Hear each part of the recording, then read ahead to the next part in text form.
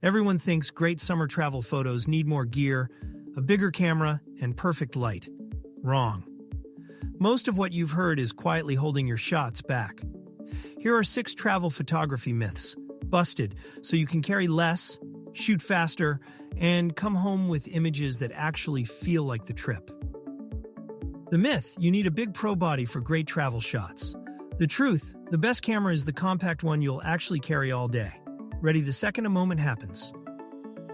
Myth: midday sun ruins everything, so put the camera away. Truth: work it. Move your subject into open shade, turn them so the light rakes from the side, and expose for the highlights. Myth: real photographers only shoot full manual. Truth: aperture priority is the travel sweet spot. You pick the f-stop for depth, the camera nails the shutter, and you keep moving.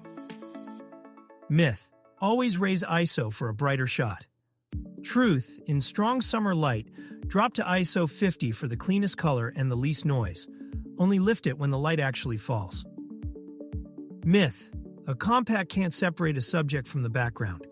Truth: a fast f1.8 to f2.8 lens gives creamy blur and saves you in cafes, museums, and late golden sunsets.